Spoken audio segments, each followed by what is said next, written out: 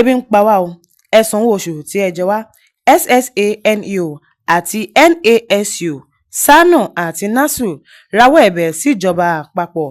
Ẹgbẹ́ àwọn àgbà òṣìṣẹ́ tí kì í ṣe olùkọ́ ní ilé ẹ̀kọ́ gíga SANU àti NASU ẹ̀ka ilé ẹ̀kọ́ fásitì ìmọ̀ ọ̀gbìn Abẹ́òkúta FUNAB darapọ̀ mọ́ àwọn akẹgbẹ́ wọn káàkiri orílẹ̀-èdè Nàìjíríà láti ṣe ìfẹ̀hónúhàn ọlọ́jọ́ kan lórí àìsanwó oṣù mẹ́rin tí ìjọba àpapọ̀ jẹ wọ́n. Gẹ́gẹ́ bí alága ẹgbẹ́ SANU ti ilé ẹ̀kọ́ FUNAB Olúrótìmí Àṣùwọ̀n àti Ẹ̀dìfẹ̀ Samson Ìdòwú tó jẹ́ alága NASU ṣe sọ, ìwọ́de ìfẹ̀hónúhàn alágbára mìíràn yóò gbìnàyà ní Àbújá lọ́jọ́ 18 oṣù keje tí ìjọba bá kọ̀ láti tètè wá ìyanjú sí owó náà. Àwọn ẹgbẹ́ òṣìṣẹ́ náà ń fẹ̀sùn kan ìjọba àpapọ̀ pé ìjọba ń fárí apá kan dá kan sí o bí wọ́n ṣe sanwó oṣù fún àwọn ẹgbẹ́ ASUU táwọn jìjọ gúnlẹ̀ ìyanṣẹ́lódì ní ọdún 2022 ṣùgbọ́n tí wọn kò san ti èyíkéyìí nínú ọmọ ẹgbẹ́ SANU àti NASU. Ọdún 2022 ní ẹgbẹ́ òṣìṣẹ́ SANU àti NASU pẹ̀lú ASUU gúnlẹ̀ ìyanṣẹ́lódì lórí àìgbọ́ra-ẹni-yé lórí àdéhùn ọdún 2009 tí ìjọba àpapọ̀ ṣe fún wọn. Ètò ìwọ́de ìfẹ̀hónúhàn ọlọ́jọ́ kan tí SANU àti NASU ṣe ó ṣe ìdíwọ́ fún ètò ìforúkọsílẹ̀ àti ètò ìkẹ́kọ̀ọ́ mìíràn nínú ọgbà ilé ẹ̀kọ́ fásitì FUNAB.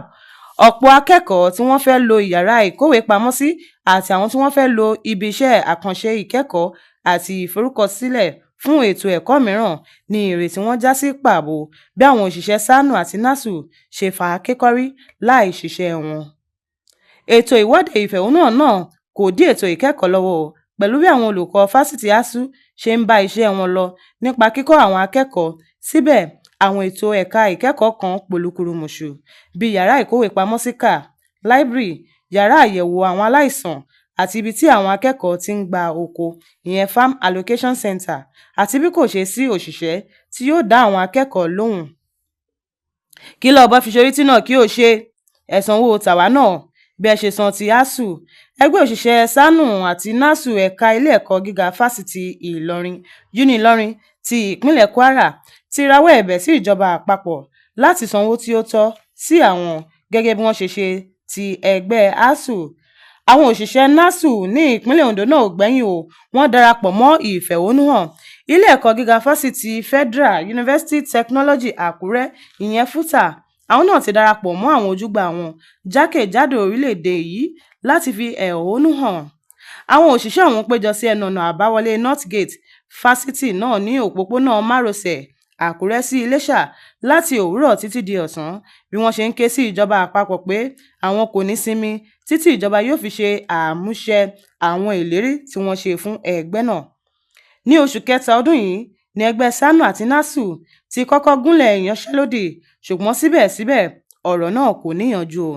Ní oṣù kẹfà bákan náà NASU àti SANU fún ìjọba àpapọ̀ ní gbèdéke ọ̀sẹ̀ méjì tí ìjọba bá kùnà a ò ní èrò mìíràn ju pé ká ti ilẹ̀kùn àwọn ilé ẹ̀kọ́ lórílẹ̀‐èdè Nàìjíríà. Peter Adéyẹmí akọ̀wé ẹgbẹ́ NASU ló sọ bẹ́ẹ̀ nínú lẹ́tà tí ààrẹ SANU kọ síta. tó kíndùnkó pọ̀ a ní jù báyìí lọ lábala ìròyìn yàjóyàjó láti iléeṣẹ́ Jígí Alára 24. Babalọlá Abímbọ́lá Olúwatósìn Ọ̀dẹ́mọ̀ lóníròyìn. Títí di ìgbà mìíràn tá ò fi re àtayọ̀ pàdé. Ire o, ire lójú owó ń rí.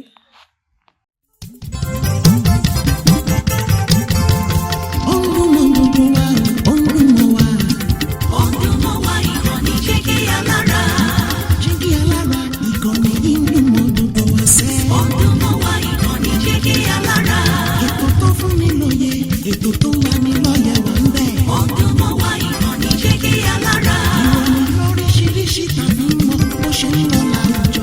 Ọdún mọ́ wá ìkànnì Jígí Alára. Ìkànnì Jígí Alára. Jígí Alára.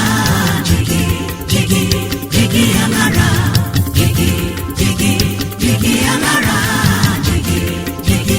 Jígí Alára. Ìkànnì Jígí Alára 24 bàbá gbogbo.